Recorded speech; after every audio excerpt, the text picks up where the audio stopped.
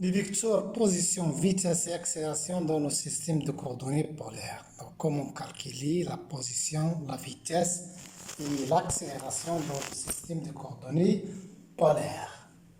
Voilà. Alors, considérons un point matériel M, bien sûr, lié bien sûr au repère qui est bien sûr sur le plan temps que le mot il est effectué sur le plan, lié bien sûr un repère O et G. D'accord? Dans la base des coordonnées polaires, donc qu'est-ce qu'on a comme vecteur position ici? Comme vecteur position, bien sûr, OM, directement égal à ρ selon O, comme nous avons déjà vu au premier chapitre. Donc, dans la base polaire, le vecteur vitesse s'écrit sous cette forme. Sous cette forme, la vitesse n'est autre que la dérivée de vecteur position qui est d sur dt, euro plus rho d euro sur dt. Donc, je dirais par rapport au temps. Avec d euro sur dt, tu vas d euro sur dφ fois dφ sur dt. Seulement, j'ai divisé, j'ai multiplié par dφ. Donc, quoi est égal à la dérivée par rapport au temps de l'expression de euro. Donc, je peux l'écrire sous cette forme. On a déjà vu voir que euro est égal à cosinus de phi et plus sinus de phi selon g. Donc, la dérivée de ça, c'est quoi? C'est phi point moins sinus phi et plus cosinus de phi selon g. Donc, c'est phi. Cette expression, c'est quoi? C'est E phi. C'est E phi. Simple à revoir à partir de la figure précédente. Donc, d euro sur dφ, c'est quoi? C'est d euro sur dφ n'est autre que E phi. Donc, la dérivée d'un vecteur par rapport à une variable angulaire est un vecteur perpendiculaire. Mais elle augmente, donc il est orienté dans le sens d'augmentation de l'angle phi.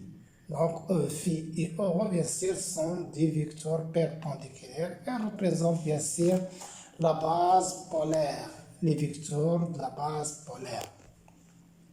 Voilà. Maintenant, comment je peux écrire cette expression? Donc, la vitesse est égale à d euro sur dt 0.euro et d euro sur dt n'est autre que phi point E phi. Voilà l'expression du vecteur dans la base polaire.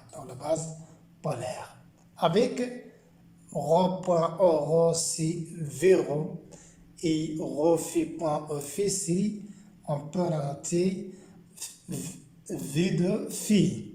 Avec V0, c'est quoi? Qui est égal à rho point euro, c'est la vitesse radiale du point N. C'est la vitesse radiale. Il est radial de point N. Donc, il est orienté de O vers M. Alors, V de phi de M par rapport à R, qui est égal à cette composante-ci, selon E phi, qui est égal à rho phi point E phi, qui est appelé la vitesse orthoradiale du point N, c'est-à-dire la vitesse perpendiculaire à la vitesse radiale. Voilà. Maintenant, passons à l'accélération des points N dans le système de coordonnées polaires. L'accélération, c'est dv sur dt, bien sûr, la dérivée de la vitesse par rapport au temps dans le même repère, qui est égal à d, l'expression de la vitesse, voilà, rho point euro plus rho phi point E phi dt. Il suffit de dériver tous ces termes en fonction des temps. Donc, qu'est-ce qu'on trouve? Le premier terme, c'est d rho point sur dt euro plus rho point d euro sur dt. Plus le deuxième terme, donc c'est d rho sur dt phi point E phi. D'accord? Plus rho dérivé de phi point par rapport au temps selon E phi, qui reste seulement la dérivée de E phi, donc c'est rho phi point, voilà rho phi point, fois dE phi sur dt.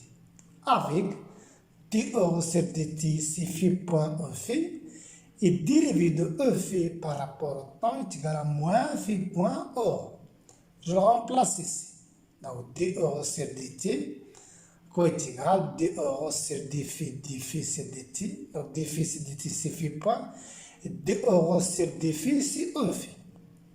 Et dérivé de dE phi sur dt, c'est dE phi sur dphi fois dphi sur dt, donc c'est phi point, et dérivé de phi, E phi par rapport à dphi n'est autre que moins Rho, comme nous avons déjà démontré. D'accord? Je remplace ici dans cette expression de l'accélération.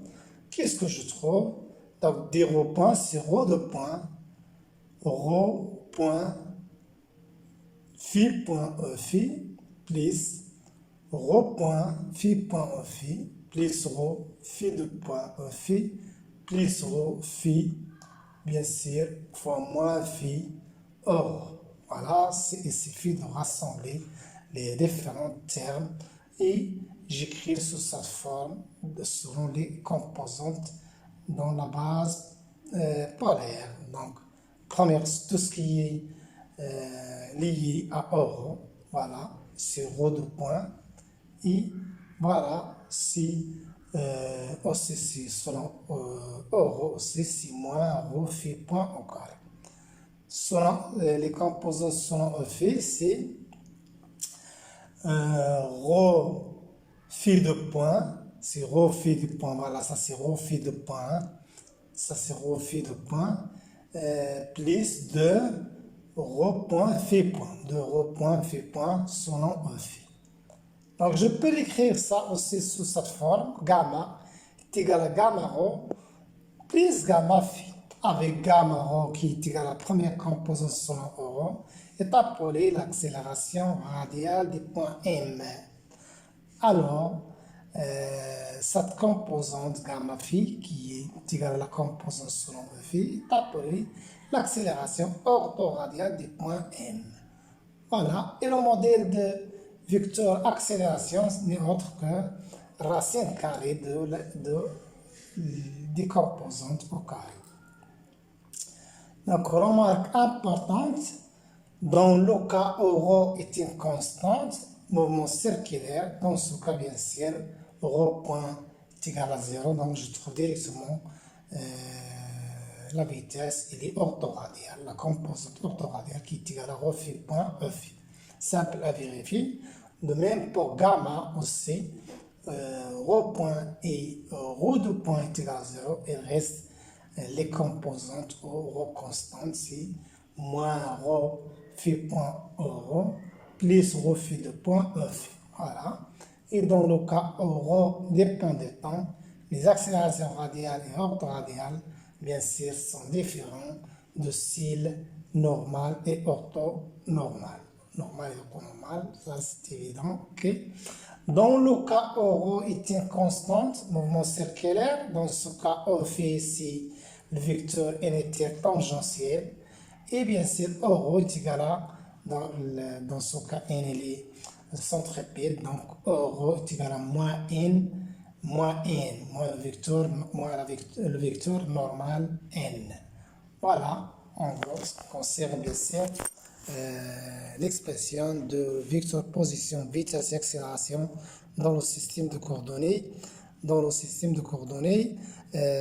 polaires.